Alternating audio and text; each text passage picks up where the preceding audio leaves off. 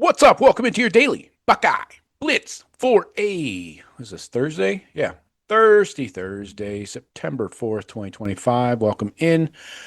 We're going to get right into it here. We got this Grambling game coming up.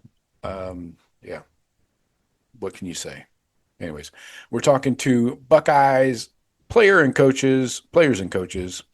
Got Ryan Day, we've got Coach Walt, and a bunch of players. So we're just going to run through what they had to say from last night. And let's do it. Ryan Day talked about hosting Grambling State. Is it Grambling or Grambling State? Because I see it two different ways here. Anyway, of course, legendary coach Eddie Robinson. Is he still alive? I don't know. What's he up to? So anyway, Ryan Day talked about Julian Sayin's workload is going to increase. They still want to build on the explosive plays, probably push the ball downfield a little bit more. He talked about Arvell Reese's versatility and early impact from the Texas game. Coach Day also talked about the offensive line rotation, balancing the first time starters in a week one game, and then continuing to evaluate them. Day talked about the defensive turnaround, staying grounded, long-term goals that they're really pushing for. Those matter the most. And he emphasized it's a race to get better, building week after week. They always say the most improvement is from week 1 to week 2, but I don't know. Can you really show improvement against a Grambling? I don't know. Ryan Day also talked about getting Lincoln Keenholz and Tavian St. Clair in the games. He wants to get them reps, and that should be not a problem in the second half. He talked about Will Kacmarek and his toughness, reliability, and he's improved a lot as a pass catcher. But mostly he's like a strong run-blocking tight end, really. Ryan Day talked about NFL development. He said it's one thing to make it to the NFL. It's another to stay there. And the Buckeyes are always going to be prepared when they do get there. So moving on to C.J. Donaldson, the running back, former transfer from West Virginia, talked about his first game in the shoe. He called it electrifying. He said the atmosphere was way beyond what he experienced at West Virginia.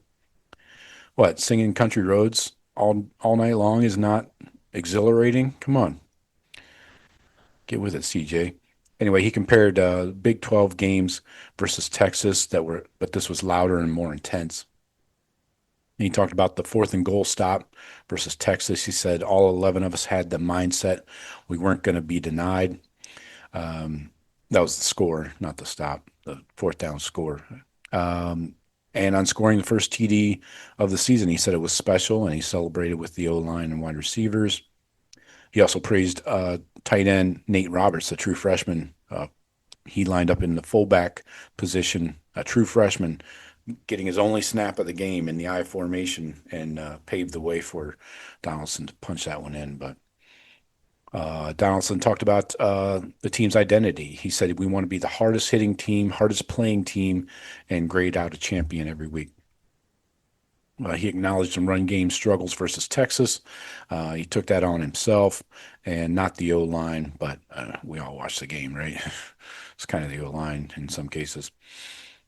Moving on, we talked to Will Kacmarek. He said the tight end unit lives by a motto, strike and strain. That's weird. What does that mean? Anyway, he described a key block versus Colin Simmons. He spun around and he got spun around and recovered and blocked him again. And Kacmarek credited the offseason pass protection work. He mentioned Nate Roberts as well. He was asked about him and said Nate's earned their trust through consistent practice, which is impressive for a freshman. Kacmarek loves playing in the heavy sets of 14 or 23 personnel. Tight ends help set the tone. And he's transitioning into a bigger receiving role with help from Coach Keenan Bailey.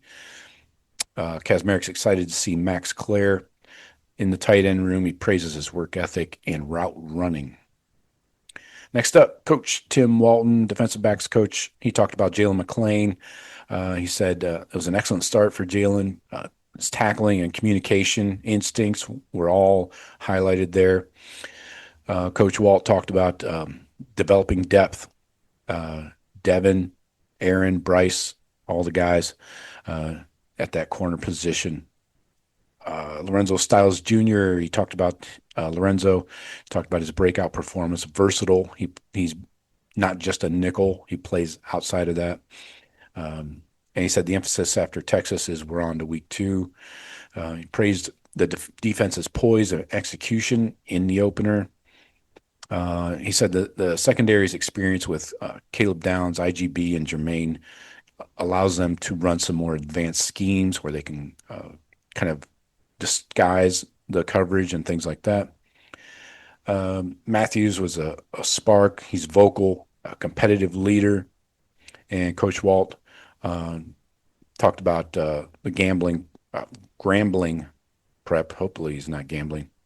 Anyway, he said the QB is a dual threat, so they must be disciplined on defense. Moving on here. Jaylen McClain talked to the media. He said he talked about starting in the opener this season as a blessing. He talked about Caleb Downs. He said, Caleb gives me confidence and energy, a future first-round draft pick. The defense felt fully prepared and had that early momentum that they carried through the game. He praised Lorenzo Styles for his intelligence and flexibility, again, playing more than just that nickel role. He called Arvell Reese a monster, and he talked about playing with a chip on his shoulder. He says, every play could be my last. He's built chemistry with Caleb Downs through film work and trust. And he's had veteran support from, of course, Caleb, IGB, and Jermaine, so that helps build confidence for him. And he talked about recruiting stars don't matter anymore. It's all about work ethic. A couple more here, just 2 more. Arvell Reese, linebacker. He loved Matt Patricia's game plan. Just spit all over the fucking computer.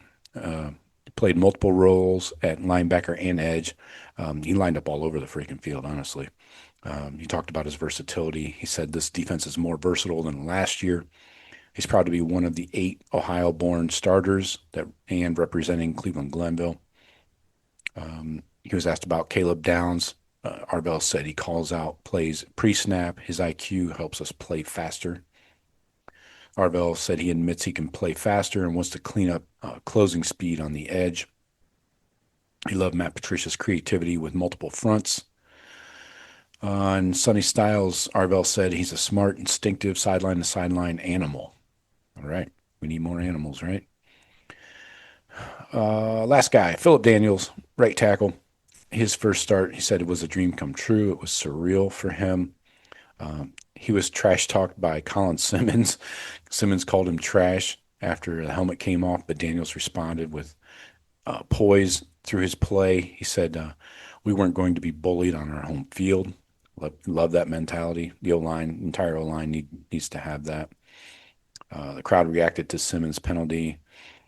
It was a movie moment. All right. The O-line gave up 0 sacks. He feels this group is underrated nationally. I would agree with him 100%. So, but Daniel said he's proud to be part of an all-Ohio offensive line. On the film, he said he liked the poise, but wants to develop better hand and feet discipline. So, obviously, everybody's looking to improve in some way. And then now looking ahead, his focus is on scrambling and cleaning up mistakes and daily improvement. So, the message this week's pretty clear. Young stars like Sayin, McClain, Arvell, Daniels, they're emerging, and then the veterans are setting the tone and doing what leaders do. Ryan Day's keeping everyone grounded.